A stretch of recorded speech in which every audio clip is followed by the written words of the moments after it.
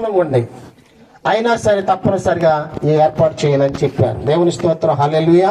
దేవుడు వారిని, వారి కుటుంబాన్ని, బిడ్డలను బహుగా దీవించునుగాక, ఆశీర్వదించునుగాక. ప్రియులారా, పరిశుద్ధ గ్రంథముల నుండి దేవుడే మానవుడిగా అసలు ఎందుకు రావాల్సి వచ్చింది, ఇదే అంశం. దేవుడు మానవుడిగా అసలు ఎందుకు రావాల్సి వచ్చిందో ఈ రాత్రికాల సమయంలో కొన్ని విషయాలు మీకు తెలియజేస్తాను. శ్రద్ధగా వినాలి. దేవుని స్తోత్రం చెప్పండి, హల్లెలూయా. అందరూ ఇక్కడే ఉన్నారుగా, ఓకే. ఎందుకంటే బాడీ ఇక్కడే ఉండదు, మనసు ఎట్టేటో తిరిగి వచ్చేద్ది, దేశాలు తిరిగి వస్తూ ఉంటుంది. కొంతసేపు మనసు ఇక్కడ పెట్టండి, సమయాన్ని సద్వినియోగం చేసుకుంటాం మంచిది. దేవుని స్తోత్రం, హల్లెలూయా. ప్రియులారా, దేవుడు ఈ లోకానికి మానవుడిగా ఎందుకు వచ్చాడంటే, చాలా మంది యేసు ప్రభు వారు మానవ అవతారం ఎత్తారు అని చెప్పేసి అంటా ఉంటారు. అవతారం అనేది ఏమీ లేదు. అవతారం అంటే ఏంటో తెలుసండి, వేరొక రూపంలో వస్తే అవతారం అవుతుంది. మానవ రూపమును వస్తే ఎందుకు అవతారం అవుతుంది? పరిశుద్ధ గ్రంథములో, ఆదికాండ గ్రంథములో దేవుడు అన్నాడు, దేవుడు మొదటి అధ్యాయం 26వ వచనంలో, దేవుడు మన పోలిక చొప్పున నరులను చేయుదమన్నాడు. దేవుని స్తోత్రం, హల్లెలూయా. మనము ప్రియులారా, మన పోలిక ఎవరిదో తెలుసా? సాక్షాత్తు దేవునిది. దేవుని స్తోత్రం, హల్లెలూయా. మన పోలిక దేవునిది. కాబట్టి ప్రియులారా, దేవుడు సృష్టిని చేసి తూర్పున ఏతేను అనే ప్రాంతమున ఒక తోటను నిర్మాణము చేసి తన చేతులతో నేల మట్టితో నరుని నిర్మించి వాని నాసికారంధ్రములో జీవవాయును వదగా నరుడు జీవించు ప్రాణి ఆయను. ఆయనకి సాటి అయిన సహాయాన్ని ప్రక్కటెములు తీసి స్త్రీనిగా నిర్మించి భార్యాభర్తలుగా చేసి ఆ తోటలో చక్కగా నివాసం ఉండమన్నాడు. ఫ్రూట్స్ అన్ని తినమన్నాడు, దాన్ని కాయమన్నాడు, సేద్యపరచమని చెప్పాడు. కానీ ఆ తోటలో ఒక వృక్ష ఫలాన్ని తినవద్దని దేవుడు చెప్పాడు. దేవుని స్తోత్రం, హల్లెలూయా. ప్రియులారా, మనం ఏమనుకుంటామంటే తోట అంటే ఏదో చిన్న ఒక 50 ఎకరాలు 100 ఎకరాలు అనుకుంటాం. కానీ ప్రియులారా, దేశాలు కలిపి తోట. దేవుని స్తోత్రం, హల్లెలూయా. ఈ యొక్క తోట మధ్య భాగం ఎక్కడుందంటే ఇరాకు దేశంలో నేటికి మంచి చెడ్డల తెలుగునిచ్చే వృక్ష ఫలము నేటికి ఉన్నది. దేవుని స్తోత్రం, హల్లెలూయా. ప్రియులారా, అరిమేనే దేశంలో అరారాతు పర్వతాలు 17,000 అడుగుల హైట్ లో ఉన్నటువంటి అవన్నీ కూడా మంచుతో కప్పబడి అక్కడ మంచు కరిగి ప్రవహిస్తూ ఆ తోటను తడపటానికి 4 శాఖలు అయిపోతాయి, 4 పెద్ద నదులు. దేవుని స్తోత్రం, హల్లెలూయా. ఇదంతా బైబుల్లో స్టడీ చేశాను నేను, బైబుల్లో వేరొక గ్రంథాల్లో కూడా స్టడీ చేశాను నేను. దేవుని స్తోత్రం, హల్లెలూయా. తూర్పున అనగా ఇజ్రాయెల్ దేశానికి తూర్పు దిక్కు. అయితే ఆ తోట ఆ యొక్క మంచు కరిగి ఆ ప్రవహిస్తూ 4 నదులు, ఆ అశ్షూరు ఒక నది వెళ్ళిపోయింది. అలాగే ఆ తోటను తడుపుతూ ఇంకొక నది నైలు నదిగా ఈజిప్ట్ దేశానికి వెళ్తుంది, ఆఫ్రికా ఖండంలో ఉంది. అలాగే ఇంకొక 2 నదులు యూఫ్రటీస్, టైగ్రిస్ నదులు, పెద్ద నదులు, అవి ఏదైనా తోట ఉండగా ప్రవహిస్తూ తడుపుతూ సముద్రం కలిసిపోతా ఉంటాయి. అంత పెద్ద తోట. ఈ రోజున ఆ తోట ఉండటం అయితే ప్రపంచంలో ఇన్ని కోట్ల ప్రజలందరికీ ఆ ఫ్రూట్స్ తో బ్రతికేవాళ్ళు. దేవునికి స్తోత్రం, హల్లెలూయా. అంత పెద్ద తోట నిర్మాణం చేసి ఒకే ఒక ఆజ్ఞ ఇస్తే 2 భార్యాభర్తలు ఆ ఆజ్ఞను అతిక్రమించారు. దేవునికి స్తోత్రం, హల్లెలూయా. ఏంటంటే ఈ వృక్ష ఫలము తిను దినమున నిశ్చయముగా చస్తారని చెప్పాడు. దేవుని స్తోత్రం, హల్లెలూయా. మీరు చస్తే మీ పాప క్షమాపణ కొరకు నేను చావాల్సి వస్తుంది, కాబట్టి మీరు తినొద్దురా బాబు అని చెప్తే మేము చచ్చిపోయినా పర్వాలేదు కానీ ఆ వృక్ష ఫలం ఖచ్చితంగా తినాలని తినేశారు. దేవుని స్తోత్రం, హల్లెలూయా. వాక్యం సెలవిస్తా ఉన్నది, ఆజ్ఞ అతిక్రమమే పాపము వలన వచ్చే జీతము మరణం. దేవుని స్తోత్రం, హల్లెలూయా. వినండి ప్రియులారా, ఆదాము అవనము ఏదేను తోటలో ఉండగా దీవించిన దేవుడు, ఆశీర్వదించిన దేవుడు, అధికారం ఇచ్చిన దేవుడు వారిని శపించి ప్రియులారా వారిని ఆ తోటలో నుండి బలవంతంగా బయటికి పంపించేశాడు. దేవుని స్తోత్రం, హల్లెలూయా. పరోక్షముగా దేవుడు వారిని ఆశీర్వదిస్తూ వారికి కావలసిన అన్ని కొడిస్తూ ఇదిగో ఇంతవరకు తీసుకొచ్చాడు. ఇప్పుడు ప్రజెంట్ 750 కోట్ల జనాభా ఇప్పుడు ప్రజెంట్ ఉన్నారు. దేవుని స్తోత్రం, హల్లెలూయా. చనిపోయిన వారు కాక పుట్టేవారు కాక. అంటే ప్రియులారా, ఇంతగా దేవుడు దీవించాడు. ఆయన మాట వినకపోయినా ప్రభు సహాయం చేస్తూనే, అభివృద్ధి చేస్తూనే మానవుడు తీసుకొచ్చేసాడు. అయితే మానవుడు పాపములో ఉండి చనిపోతే ఖచ్చితంగా మోక్షానికి, స్వర్గానికి వెళ్ళలేము. కాబట్టి వారికి ఏం కలగ చేయాలని అనుకున్నాడంటే పాప విమోచన కలగ చేయాలనుకున్నాడు. దేవుని స్తోత్రం, హల్లెలూయా. మానవుడికి కావలసింది ఏంటో తెలుసండి? పాప క్షమాపణ అవసరం. దేవుని స్తోత్రం, హల్లెలూయా. పాప క్షమాపణ కావాలంటే హెబ్రీయులకు రాసిన పత్రిక 9వ అధ్యాయము 22వ వాక్యములు ఏముందంటే, మరియు ధర్మశాస్త్ర ప్రకారం ప్రతి వస్తువు రక్తము చేత శుద్ధి చేయబడిననియు రక్తము చిందింపకుండా పాప క్షమాపణ కలుగుదనియు సామాన్యముగా చెప్పవచ్చు. దేవుని స్తోత్రం, హల్లెలూయా. దీనికి చదువులేం అవసరం లేదండి. కొంచెం చిన్న నాలెడ్జ్ ఉపయోగిస్తే సరిపోతుంది. మానవులు చేసినటువంటి పాపమునకు క్షమాపణ కావాలంటే, క్షమించబడాలి అంటే ఆ మానవుల పక్షముగా, మానవుల కొరకు ఏం చిందించాలో తెలుసా? రక్తము చిందించాలి. దేవునికి స్తోత్రం, హల్లెలూయా. హెబ్రీయులకు రాసిన పత్రిక 10వ అధ్యాయము 4వ వాక్యం, అలాగే 11వ వచనం కూడా చదవండి. హెబ్రీయులకు రాసిన పత్రిక 4వ అధ్యాయము 10వ అధ్యాయం 4వ వచనం. ఏలయనగా ఎడ్ల యొక్కయు మేకల యొక్కయు రక్తము పాపములను తీసివేయుట అసాధ్యము. దేవునికి స్తోత్రం, హల్లెలూయా. ప్రతి యాజకుడు, 11వ వచనం, ప్రతి యాజకుడు దినదినము సేవ చేయుచు పాపములను ఎన్నటికి తీసివేయలేని బలులను మాటి మాటికి అర్పించుచూ ఉండెను. దేవుని స్తోత్రం, హల్లెలూయా.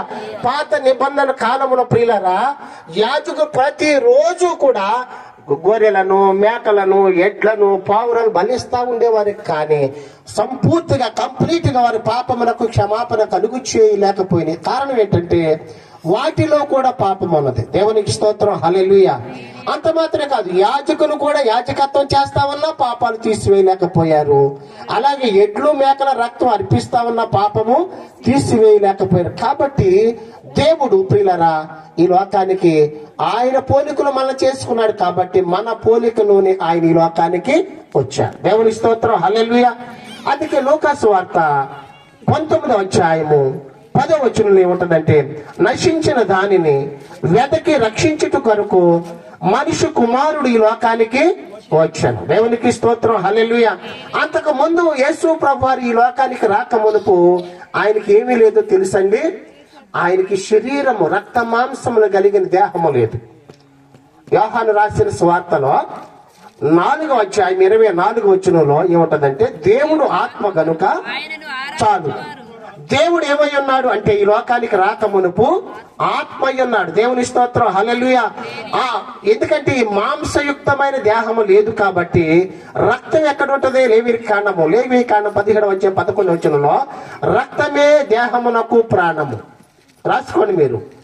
17వ అధ్యాయము 11వ వచనంలో ఈ రీతిగా ఉంటది, రక్తమే దేహమునకు ప్రాణం. అంటే ప్రియులారా, మానవ పాప క్షమాపణ కొరకు రక్తము చిందించాలంటే దేవునికి రక్త మాంసములు కలిగిన దేహము లేదు. కాబట్టి ఆత్మయున్న దేవుడు శరీరమును ధరించుకొని ఈ లోకానికి వచ్చాడు. దేవునికి స్తోత్రం చెప్పండి. హెబ్రీయులకు రాసిన పత్రిక 10వ అధ్యాయము 5వ వాక్యాన్ని చదువుదాం. హెబ్రీయులకు రాసిన పత్రిక చదవండి. హెబ్రీయులకు రాసిన పత్రిక మీరు త్వరగా చదవాలి. నేను త్వరగా ముగించాలంటే మీరు వాక్యం చదవాలి కదా. దేవుని స్తోత్రం. అందరూ కూడా బైబిల్ ఎదురుగా పెట్టుకున్నారు. 5వ వచనం. కాబట్టి అవును, చదవమ్మా. ఆయన ఈ లోకమందు ప్రవేశించినప్పుడు అవును, బలియు అర్పణయు నీవు కోరలేదు, కానీ నాకొక శరీరమును చాలు. దేవుని స్తోత్రం, హల్లెలూయా. దేవుడికి చూడండి, బలులు అర్పణ కోరలేదు, కానీ దేవాతి దేవుడు ఆయన కన్య మరియ గర్భములోనికి పరిశుద్ధాత్మ దేవుడికి వెళ్ళి ఆయన ఏం చేశాడంటే దేహమును అమర్చుకొని బయటకు వచ్చాడు. దేవుని స్తోత్రం, హల్లెలూయా. ఎందుకని?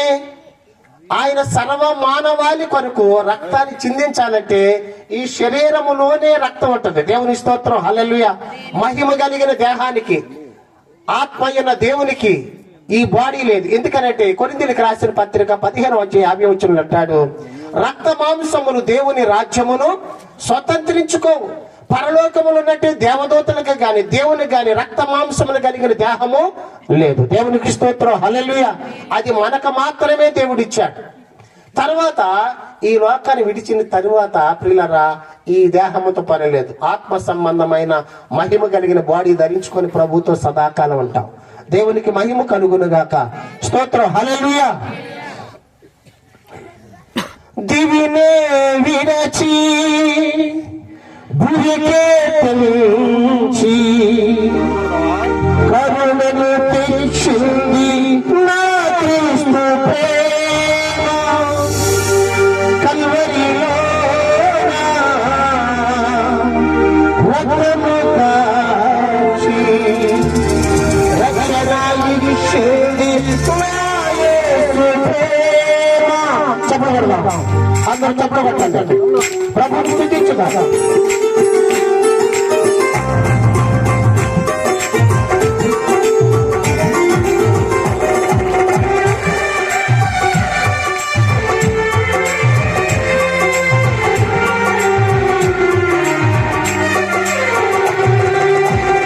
కాలమనే సంఘములో ప్రేమను వెదకే మానవుడా, యేసుని ప్రేమ శాశ్వత ప్రేమ, యేసుని ప్రేమ శాశ్వత ప్రేమ, ప్రేమను నేర్పే ప్రేమ.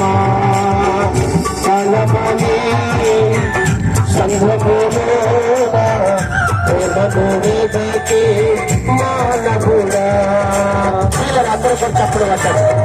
ఈ శరీరం ఇచ్చిన దేవుడు, ప్రాణం ఇచ్చిన దేవుడు, ఆత్మనిచ్చిన దేవుడు, మన కొరకు తన ప్రాణాన్ని ఇచ్చిన దేవాతి దేవుడిని మనసారా హృదయపూర్వక ప్రభువుని స్తుతించుదాం. భక్తుడు మహారాజు అంటాడు, నా ప్రాణమా యెహోవాను సమర్పించుము, నా అంతరంగములను సమస్తమా ఆయన పరిశుద్ధ నామమును సమర్పించుము. ఆయన చేసిన ఉపకారములను దేనిని మరువక ప్రభువుని స్తుతించాడు.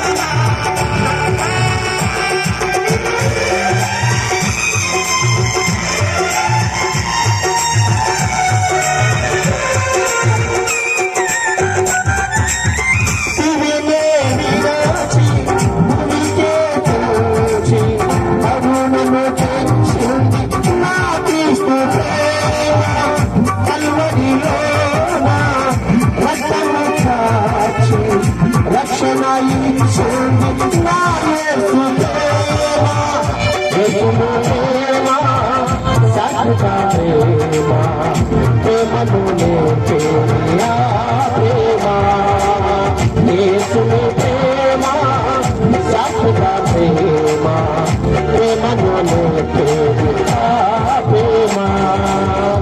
కాలమనే సంఘములో ప్రేమను వెదకే మానవుడా. ప్రభువుని స్తుతించిన పిల్లరా, మన హృదయపూర్వక ప్రభువుని స్తుతించాలి. బలవంతుడు దేవుడు కాదు, ఎవరిని బలవంతుడు చేయడు. ఆయన కనుక కట్టేవాడు కాదు, తన్నేవాడు కాదు. అందుకే ఆయన చేసిన మేలు తలచుకుంటూ ఆయన స్తుతించాలి, ఆరాధించాలి, గణపరచాలి కనుడైన దేవుడిని.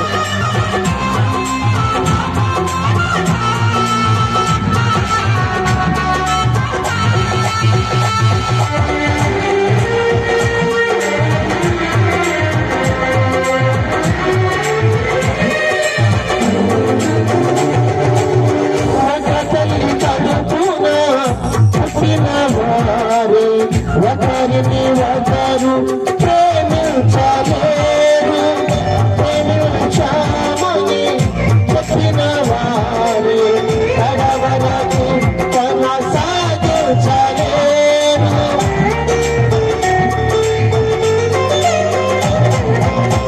ఒక తల్లి కడుపున పుట్టిన వారి ఒకరిని ఒకరు ప్రేమించలేరు, ప్రేమించామని చెప్పిన వారు కడవరకు కొనసాగించలేరు. యేసుని ప్రేమ శాశ్వత ప్రేమ, యేసుని ప్రేమ శాశ్వత ప్రేమ, ప్రేమను నేర్పే ప్రేమ.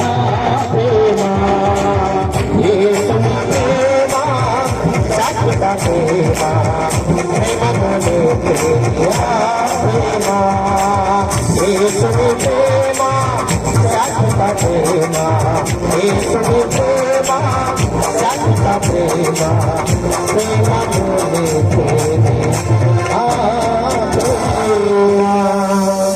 దేవుని స్తోత్రం హల్లెలూయా. చెన్నైలో ఒక పాట పాడారు. తరచుగా అక్కడికి వెళ్ళడానికి ఆ ఒక్క పాటే దేవుని స్తోత్రం హల్లెలూయా వారిని పరిచయం చేసింది జాన్ పాల్ గారి టీముని. అక్కడికి వెళ్ళి వస్తూ ఉంటాం. పిల్లరా దేవుని సన్నిధిలో పాట పాడమని కొంతమంది పాడరు, ప్రార్థన చేయమన్నా, వాక్యం చదవమన్నా, ఏ సమయంలో మనకి ఏ అవకాశం వచ్చినా దాన్ని ఉపయోగించుకుంటే మన ధన్యులు. దేవుని స్తోత్రం హల్లెలూయా. పిల్లలు ఇక్కడ యేసు ప్రభు వారు పరలోకమును సింహాసనాన్ని విడిచి మహిమను విడిచి ఏమండి ఆ తండ్రిని విడిచి ఈ లోకానికి మనుష్యుడుగా మానవుడుగా రక్త మాంసమును కలిగిన దేహాన్ని ఎందుకు ధరించుకున్నాడు తెలుసా? ఎబ్రిల్కి రాసిన పత్రిక 2వ అధ్యాయం 14-15 వచ్చిన మీరు త్వరగా చదవాలి. వాక్యం చదువుతున్నప్పుడు వినేవారికి చాలా వరకు అర్థమైపోద్ది. దేవుని స్తోత్రం హల్లెలూయా. మైక్ దగ్గర పెట్టుకొని చదివితే మంచిది. చదువు నాయన. కాబట్టి ఆ పిల్లలు రక్త మాంసములు గలవారైనందున ఆ ప్రకారమే మరణము గల అనగా అపవాదిని మరణము ద్వారా నశింపు చేయుటకు జీవితకాలమంతయు మరణ భయము చేత దాస్యమునకు లోబడిన వారిని విడిపించుటకు ఆయన కూడా రక్త మాంసములలో పాలివాడాయను. దేవునికి స్తోత్రం హల్లెలూయా. పిల్లలు ఎందుకు మానవ శరీరము ధరించుకొని ఆయన రావాల్సి వచ్చిందో తెలుసా? ఆదాము ద్వారా వచ్చిన కోటాను ప్రజలందరూ కూడా ఆయన పిల్లలే. నమ్మిన ఆయన పిల్లలే, నమ్మకపోయినా ఆయన పిల్లలే. దేవుని స్తోత్రం హల్లెలూయా. ఏమండి మన ముఖ్యమంత్రి గారు చంద్రబాబు గారు నీకు ఇష్టమైనా ఇష్టం లేకపోయినా ఆయన ముఖ్యమంత్రి. ఓకే, మన ప్రధానమంత్రి గారు నీకు ఇష్టమైనా ఇష్టం లేకపోయినా ఓటేసినా ఏకిపోయినా ఆయన మనకు ప్రధానమంత్రి. దేవుని స్తోత్రం హల్లెలూయా. దేవాతి దేవుడు యేసు ప్రభు వారు కొంతమందికి ఇష్టం ఉండదు. అది ఎవరు తక్కువ కులస్తుల దేవుడు అని. ప్రియరా, తక్కువ కులస్తుల దేవుడు కదా, ఆయన మహారాజు, ఆయన గొప్ప కులస్తుల దేవుడు, అందరికీ దేవుడు. మన ఎలీషారావు గారు చెప్తా ఏమన్నారు తెలుసా? ప్రపంచంలో ఎక్కువ దేశాల్లో యేసు ప్రభువుని ఆరాధిస్తారు, వేరొక దేవుడిని ఆరాధన చేయరు. నవంబర్, డిసెంబర్, జనవరి నెల 3 నెలల్లో క్రిస్మస్ చేస్తారు. మనం ఒక రోజుకి పేనం మీదకి వస్తుంది మనకి. దేవుని స్తోత్రం హల్లెలూయా. మీకు ఒకటే రోజు, ఈ రోజు రేపు వస్తే ఓకే, అయితే 22వ తారీఖు మేము రోజు కూడా పిల్లలం, మేము రోజు వచ్చేసరికి 4, 5, 6, 7 అవుతుంది. దేవుని స్తోత్రం హల్లెలూయా. కాబట్టి ప్రియులారా, హృదయములో ప్రేమ ఉంటే మనకు భారం అనిపించదు. దేవునికి స్తోత్రం హల్లెలూయా. యేసు ప్రభు వారు ఈ సృష్టిని సృష్టించిన దేవుడు, మానవులను సృజించిన దేవుడు. కాబట్టి ప్రియులారా, ఆయనను మనస్సారా హృదయపూర్వకం మనం ఆరాధన చేయాలి. ఈ రోజున గనులు గొప్పవారు కరోనా కంటే డేంజర్ వైరస్ రాబోతా ఉందట. మరలా అలాంటి వైరస్ వచ్చినప్పుడు మనం సజీవులున్న దేశంలో మనం సజీవులు ఉండాలంటే హృదయపూర్వకంగా ప్రభువుని ఎవరైతే స్తుతిస్తారో, ఆరాధిస్తారో, ప్రార్థిస్తారో వారు సజీవు లెక్కలో ఉంటారు. దేవుని స్తోత్రం చెప్పండి హల్లెలూయా. ఎందుకో తెలుసా? కీర్తన గ్రంథం 42:8 అంట, చదవద్దు. నా జీవదాత అయిన దేవుని గూర్చిన ప్రార్థన నాకు తోడుగా ఉంటది అన్నాడు. నీకు తోడు ఏంటో తెలుసండి? ప్రార్థన. దేవుని స్తోత్రం హల్లెలూయా. యేసు ప్రభువారు ఈ లోకానికి వచ్చినప్పుడు ఆయన గురించి ఒక మాట ఉంటది. ఇదిగో కన్యక గర్భవతి అయి కుమారుని కనును, ఆయనకి ఇమ్మానుయేలను పేరు. ఇమ్మానుయేలు అనగా దేవుడు మనకు తోడు, దేవుడు మనకు. మరి ఏమండి, చాలా ఇప్పుడు భార్యకు భర్త, భర్తకు భార్య, పిల్లలకు తల్లిదండ్రులు పిల్లలు ఒకరికొకరు తోడుకున్నామంటే వీళ్ళు ఎప్పుడు ఉంటారు, ఎప్పుడు పోతారు ఎవరికి? కానీ వీళ్ళే నమ్ముకుంటాం. దేవుని స్తోత్రం హల్లెలూయా. అది బాబాన్న గారు రాశారు, నక్సలైట్ మారి రాసిన పాటలో ఏముందో తెలుసా? ఎవరికి ఎవరు ఈ లోకములో చివరికి యేసే, పరలోకములో ఎవరికి ఎవరు ఈ లోకములో చివరికి యేసే, పరలోకములో ఎవరికి ఎవరు. చప్పుడు కూడా కనుడైన దేవుని కనపరుచుదాం. రాత్రి కలుస్తాను.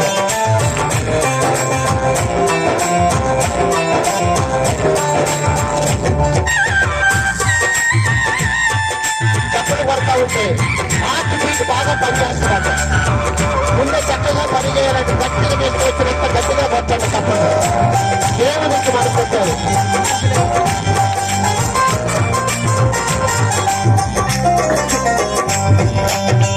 ఎవరెవరు ఎదురవుతారు ప్రాణానికి నా ప్రాణం అంటారు.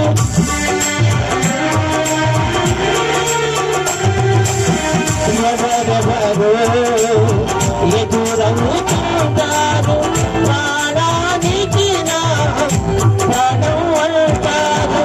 కష్టములలో వారు కాదలిపోతారు.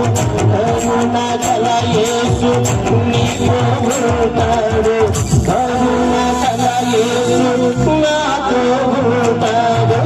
ఎవరికి ఎవరు ఈ లోకంలో చివరికి యేసే పరలోకంలో. ఎవరికి ఎవరు ధనము నీకుంటే అందరూ వస్తారు. దరిద్రమైతే ధనికెవరు రారు. ధనము నీకుంటే అందరూ వస్తారు. దరిద్రమైతే ధనికెవరు రారు. ఎవరిని నమ్మిన ఫలితము శూన్యము. యేసుని నమ్మితే మోక్షమునిరా. యేసుని నమ్మితే మోక్షమునిరా. ఎవరికి ఎవరు ఈ లోకంలో చివరికి యేసే పరలోకంలో. ఎవరికి ఎవరు. హల్లెలూయా. ఇమ్మానుయేలైన దేవుడు పిల్లరా బ్రతుకు కాలమంతా మనతో ఉండేవాడు కాదు. చనిపోయిన తర్వాత కూడా మనతో ఉండగలిగిన ఏకైక దేవుడు ప్రభు అయిన యేసుక్రీస్తు. దేవుని స్తోత్రం చెప్పండి. హల్లెలూయా. ఈ రోజున ప్రియులారా యేసు ప్రభు వారు ఎందుకు మానవుడికి వచ్చాడంటే మన పాప క్షమాపణ కొరకు అన్యాయపు తీర్పు పొంది గొల్గోత కొండపైన కల్వరి శిలువలో ఆయన రక్తం అంతా కాచాడు. ప్రియులారా ఇబ్రీయులకు రాసిన పత్రిక 2వ అధ్యాయము 9వ వాక్యములు ఏముందో తెలుసా? చదవండి. ఎబ్రీయులకు రాసిన దేవుని కృప వలన ఆయన ప్రతి మనిషిని కొరకు మరణము అనుభవించినట్లు చాలండి. అంటే యేసు ప్రభు వారు ప్రతి మనిషి కొరకు ఆయన కల్వరి శిలువలో మరణం అనుభవించాడు, మరణించాడు, రక్తం అంతా కాచాడు, ప్రాణం పెట్టి సమాధి చేయబడి తిరిగి లేచి మరణమునకు మరణం అనే మాటకు అర్థం లేకుండా చేశాడు. మరణమా నీ ముళ్ళు ఎక్కడ, మరణమా నీ విజయం ఎక్కడని మరణపు ముళ్ళును విరిచాడు. మరణమును జయించాడు.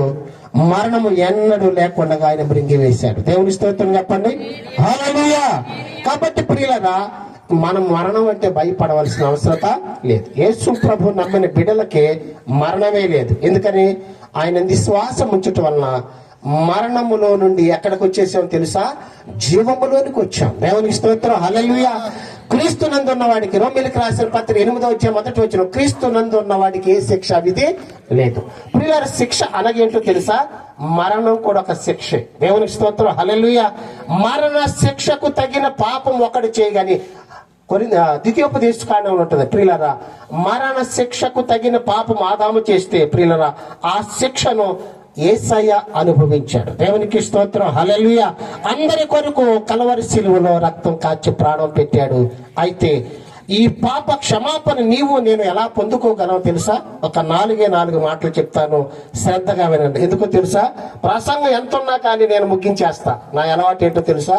ప్రసంగం ఎంత ఉన్నా కూడా ఇదెన్ని సంవత్సరాలు చెప్పినా, ఎన్ని గంటలు చెప్పినా తరగని గొప్ప ధననిధిని దేవుడు నీ చేతికి నా చేతికి ఇచ్చాడు. దేవుని స్తోత్రం చెప్పండి.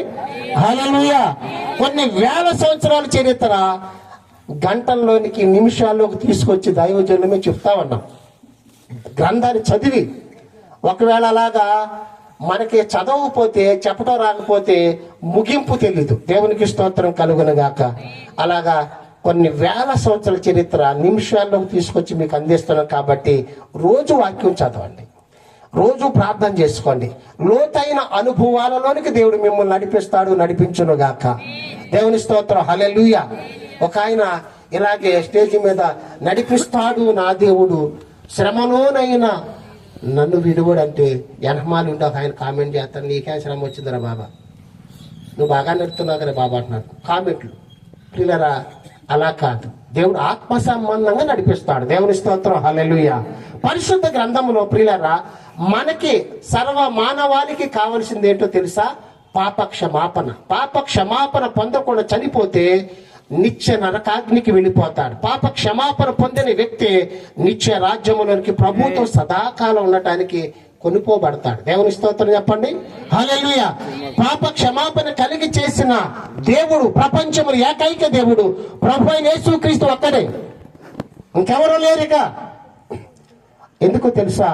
సృష్టిని చేసి మానవుడు చేసిన దేవుడు ఆయనే మనల్ని ప్రేమిస్తూ, ఆయన పాడిన పాటలో శాశ్వతమైన ప్రేమ, శాశ్వతమైన ప్రేమతో మనల్ని ప్రేమిస్తున్నాడు. కాబట్టి విడువక ఆయన కృప చూపిస్తా ఉన్నాడు. పరిశుద్ధ గ్రంథంలో ప్రియులారా, ఇక్కడ పొందుకోవాలని చాలా విషయాలు ఉన్నాయి. 4 పాయింట్లు చెప్తాను నేను. పరిశుద్ధ గ్రంథంలో చూడండి, 130వ కీర్తన 3-4 వచనాల్లో ఏముందంటే, యెహోవా నీవు దోషములను కనిపెట్టి చూచిన ప్రభువా ఎవడు నిలువగలడు? అయినను జనులు నీ యందు భయభక్తులు నిలుపునట్లు నీ యొద్ద క్షమాపణ దొరుకును. దేవుని స్తోత్రం చెప్పండి. మీరు బైబుల్ తీయలేదు. దేవుని స్తోత్రం. అందుకే దేవుడు ఇంత మూట పెట్టారు మన పిల్లల మీద ఎవరన్నా భలేగా. ఈయనకి అర్థమైంది, మీకు అర్థం కాల. మన పిల్లలకి మా కృప తీసుకెళ్ళి ఆ బ్యాగ్ నాకు లేవట్లేదండి. దేవుని స్తోత్రం. హల్లెలూయా. పిల్లలకు గూనొస్తుంది, జాగ్రత్త. ఇన్ని పుస్తకాలు అప్పుడు 1-2 పుస్తకం పలకలు, ఇప్పుడు పలకలు ఎవరు తీసుకెళ్ళాల. బైబుల్ చదివితే భారాన్ని తగ్గిస్తాడు దేవుడు. దేవుని స్తోత్రం చెప్పండి. హల్లెలూయా. తీసుకెళ్లి సంకలో పెట్టుకుంటాం, బ్యాగులో పెట్టుకుంటాం, బీరువాలో పెడతాం, సొరుగుల్లో పెడతాం తప్ప చదవట్లేదండి. దేవుని స్తోత్రం. చదవండి. ఉన్న ఆశీర్వాదం అంతా బైబుల్లో ఉంది. చూడండి, మన పాపమునకు క్షమాపణ కలగాలంటే ఆయన యందు భయభక్తులు కలిగి ఉండాలి. దేవుని స్తోత్రం. హల్లెలూయా. దావీదు మహారాజు అంటాడు, ఏమన్నాడు తెలుసా? యెహోవా నీవు దోషములను పాపాలు కనిపెట్టి చూస్తే ఎవడు నిలువగలడు?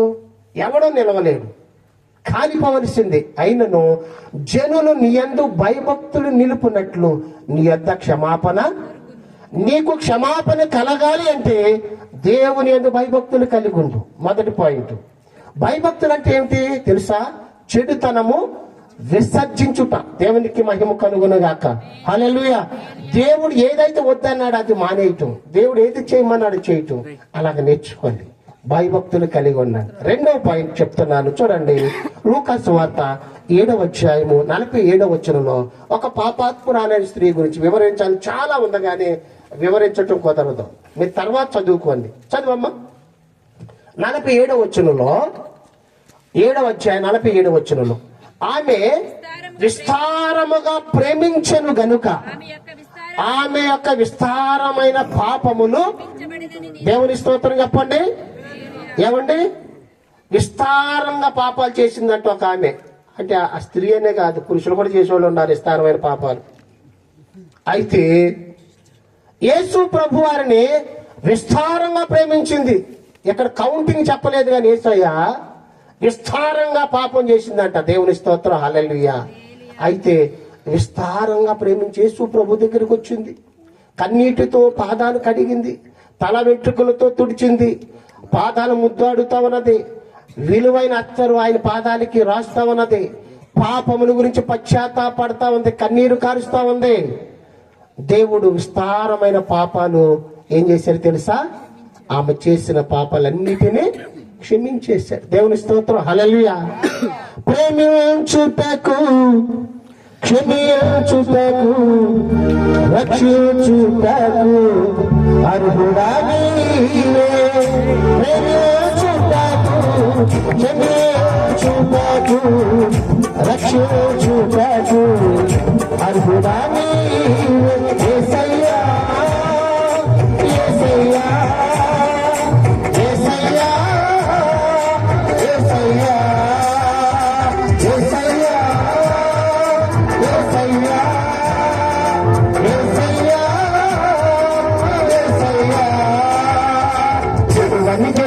నీవే నా మనసు యేసయ్యా. పాపికి ఆశ్రయపురము నీవే యేసయ్యా. ప్రేమించుటకు, క్షమించుటకు, రక్షించుటకు అర్హుడా నీవే. ప్రేమించుటకు, క్షమించుటకు, రక్షించుటకు అర్హుడా నీవే. హల్లెలూయా. ప్రేమించటానికి, క్షమించటానికి, రక్షించటానికి అర్హుడు యేసయ్య ఒక్కడే. దేవుని స్తోత్రం. హల్లెలూయా. నీ విస్తారముగా ఆయన ప్రేమించి, ఎక్కువగా ప్రేమించు. విస్తారం ఏ పాపమైన దేవుడు క్షమించలేని పాపం అంటే ఏమి. అందుకే యేసుప్రభువు అన్నాడు, నేను మిమ్మల్ని ప్రేమించినట్లు మీరు ఒకరినొకరు అని ప్రేమించుకొని వేసిపోవటాను కాదు. ఆ ప్రేమ కాదు, దేవుని ప్రేమ. దేవుని స్తోత్రం. హల్లెలూయా. పిల్లవాళ్ళకి ఏమైనా ఇంకొకలాగా అర్థం అయితే ప్రేమించుకొని లేచిపోవటం, జెండా పైకి అభిరాజులాగా, అది కాదు. ఆ ప్రేమ కాదు, దేవుని ప్రేమ. దేవుని స్తోత్రం. హల్లెలూయా. అనే కాసులు అనే జాగ్రత్తగా అంటున్నాడు. కాబట్టి ప్రియులరా, దేవుని ప్రేమను కలిగి ప్రేమించు. చూడండి, యేసయ్య క్షమించాడు, మీరు కూడా క్షమించండి. అసలు చూడండి, క్రిస్టమస్ అంటే కొత్త బట్టలు, మంచి పిండి వంటలు, కోడు, ఇంకోటి రకరకాల. ఆదివారం తిని దిగిపోతున్నాయి. దేవుని స్తోత్రం. మన ఆదివారం ఆటిపేడ మీదకి వచ్చింది బావగారు. ఈయన ప్రపంచవ్యాప్తంగా కొన్ని కోట్ల జీవరాలు చచ్చిపోతున్నాయి, చంపేస్తున్నారండి తినడానికి. పందులు తినోళ్ళు పందులు, కుక్కలు తినోళ్ళు కుక్కలు, ఎద్దులు తినోళ్ళు ఎద్దులు, గొర్రెలు తినోళ్ళు గొర్రెలు, చేపలు అబ్బా ఆటి ప్రాణం మీదకి వస్తుంది. దేవుని స్తోత్రం కలుగును గాక. అయ్యి ఆదివారం అసలు పండగలు అయితే మరీ దారుణం అనుకో. దేవుని స్తోత్రం కలుగును గాక. వీటిని బట్టి సంతోషించడం కాదండి, నువ్వు ఇతరులను ప్రేమించు, నీ హృదయం నిండా సంతోషం. ఇతరులు క్షమించు, హృదయం నిండా. చూడండి, ఇతరులకు ఇవ్వండి, ఇచ్చి చూస్తే ఏం జరిగిందో తెలుసా? నీ హృదయం నిండా సంతోషం. దేవుని స్తోత్రం. హల్లెలూయా. ఆ సంతోషాన్ని ఇవ్వాలని ప్రభు వచ్చాడు. దేవునికి మహిమ కలుగును గాక. హల్లెలూయా. ఒకటి చెప్పండి, ఒకటి దేవుని యందు భయభక్తులు కలిగి ఉంటే క్షమించబడతాం. రెండవది, ఆయన ఎక్కువగా ప్రేమిస్తే ఎలాంటి పాపమైనా క్షమించేస్తాం. మూడవది, దేవుని స్తోత్రం కలుగునగాక. యెషయా గ్రంథము 55వ అధ్యాయము 7వ వాక్యం చూడనా. యెషయా గ్రంథము 55వ అధ్యాయము 7వ వచనం చదవాలి. భక్తిహీనులు తమ మార్గములను విడువవలెను, దుష్టులు తమ తలంపులను మానవలెను. వారు యెహోవా వైపునకు తిరిగిన ఎడల ఆయన వారిని బహుగా క్షమించును. దేవుని స్తోత్రం. చెప్పండి, దుష్టుడు మార్గాన్ని విడిచిపెట్టేయాలి. దుష్టుడు తలంపులు మానేసి, దుష్ట తలంపులు మానేయాలి. దేవుని వైపు తిరుగు. దేవుని స్తోత్రం. హల్లెలూయా. బహుగా క్షమిస్తాడు, బహుగా. ఆ దేవుడంట అజ్ఞాన కాలంలో దేవుడు చూచి చూడనట్టుగా ఇప్పుడు కూడా ప్రియులారా ఆయన వైపు తిరిగితే ఆయన క్షమించలేని పాపము. దేవుని స్తోత్రం. హల్లెలూయా. ఎవరన్నా అంటే మర్డర్ చేయమని కాదు నేను చెప్పేది. ఎవరన్నా మర్డర్ చేసి పోలీస్ స్టేషన్కి వెళ్తే ముందు అర్జెంటుగా జైల్లో పడేస్తారు. అదే యేసు ప్రభు సన్నిధికి వస్తే ఏం చేస్తారు? బిడ్డ తెలుసో తెలియచేసాను, క్షమించేళ్ళు అంటారు. అంటే దేవుని ప్రేమకు మనుషుల ప్రేమకు అంత తేడా. దేవుని స్తోత్రం. హల్లెలూయా. 103వ కీర్తన 12వ వచనంలో ఏమంటదంటే చూడండి, తూర్పుకి పడమరికి ఎంత దూరమో తండ్రి తన కుమారుల జాలి చూపిస్తూ తూర్పుకి పడమరికి ఎంత దూరమో మన పాపములకు మనకు అంత దూరం చేశాడంట. దేవుని స్తోత్రం. హల్లెలూయా. తూర్పు ఎక్కడ ఉందో డిస్టెన్స్ తెలియదు మనకి. ఉదయించే కేసి మన తూర్పు అంటాం, అస్తమిచ్చే ఆ యొక్క దిశను ఏమంటాం? పడమర అంటాం తప్ప ఎంత దూరం ఉందో మనకి తెలియదు. కానీ మన పాపాలకి మనకి దేవుడు అంత దూరం చేశాడు. దేవుని స్తోత్రం. హల్లెలూయా. సంతోషించాలి మనం అనుకుంటా అంత పాపాలు ఎక్కడ చేసామనుకుంటా, అంత పాపాలు మనసులో అనుకున్న పాపమేగా.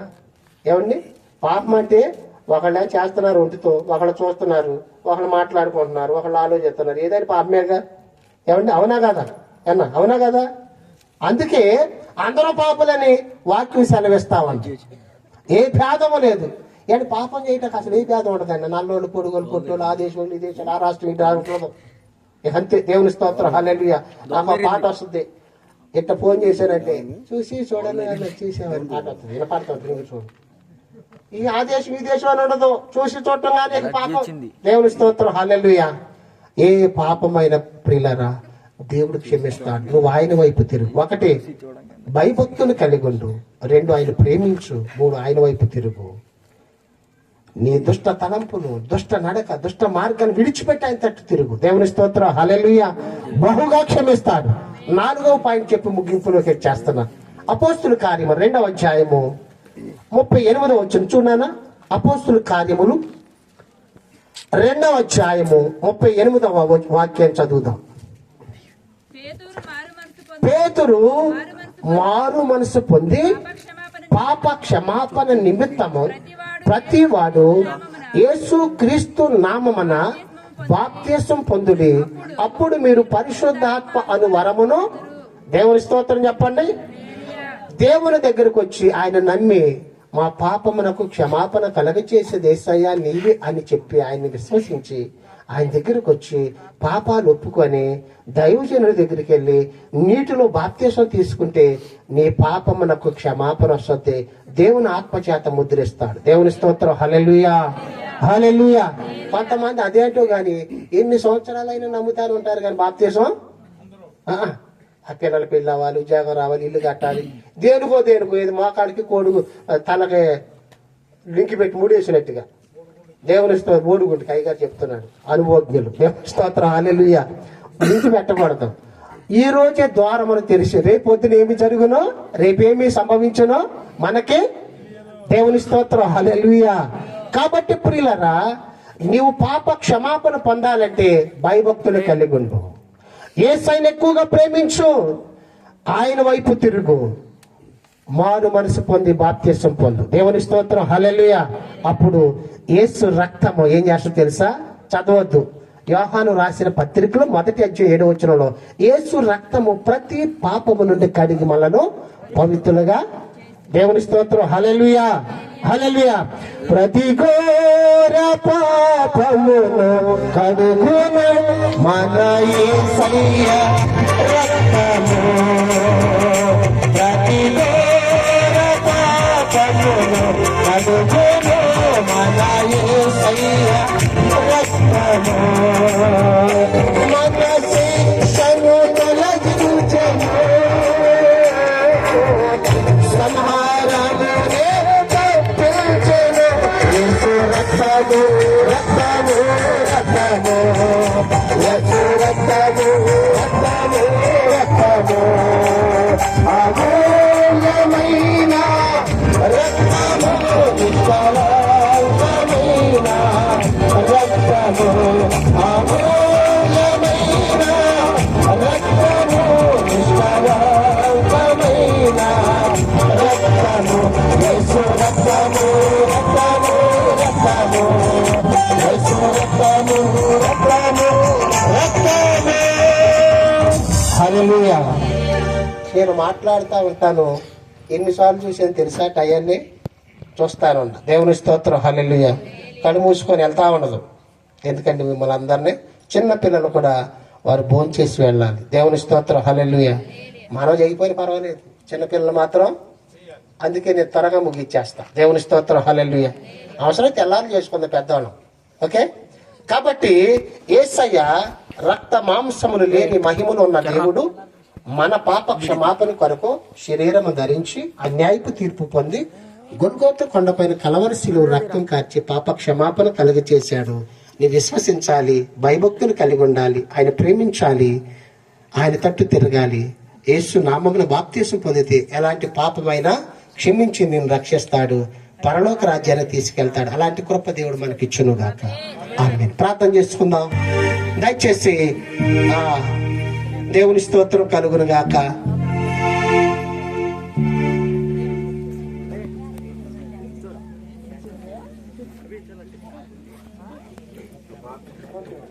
ఓకే, దయచేసి కళ్ళు మూసుకోండి. దేవుని స్తోత్రం. హల్లెలూయా. వినాలా? ఓకే, వేస్తారా? అయితే ఏం చేద్దాం తెలుసా? మేము కూర్చొని భోజనం చేస్తామంటాం, మీరు వేస్తా ఉందరు గారు. ఓకే, మేము తినుకుంటే మేము చూసి ఆనందిస్తాం. దేవుని స్తోత్రం. హల్లెలూయా. టైం వృధా చేయకూడదు. ఓకే, మీరు ఏంటో డ్యాన్స్ చేస్తారని పిల్లల ముందుకు చాలా సంతోషం. ఓకే, దేవుని స్తోత్రం. పెద్దవాళ్ళు అంటే అదొక రకంగా చూస్తున్నారని ఆప్ చేశాం. చిన్న పిల్లలు ఏం చూడలేరు కాబట్టి దేవుని స్తోత్రం. పిల్లలు ఎగురుతానంటున్నారు. అయిపోయింది. ఓకే, ఈరోజు ఇప్పుడు క్యాండిల్ సర్వీస్ ఉంది. కేక్ కటింగ్ అయిన వెంటనే ఆశీర్వాదం అయిన వెంటనే పిల్లలు చక్కగా అమ్మా నీ సార్ వచ్చేదాకా ఎగరండి. ఓకే, దేవుని స్తోత్రం, హల్లెలూయా. ప్రార్థన చేసుకుందాం. అయ్యగారు ప్రార్థన చేస్తారు. అయ్యా కేక్ కూడా తీసుకురా, క్యాండిల్స్ కూడా పంచున్నారా? ప్రార్థన చేసుకుందాం.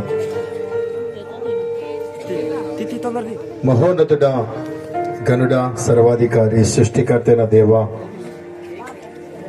ఈ వందనాలు స్తోత్రాలు ప్రభా. రాత్రికాల సమయమందున ప్రభా, ఈ రీతిగా నా ప్రభా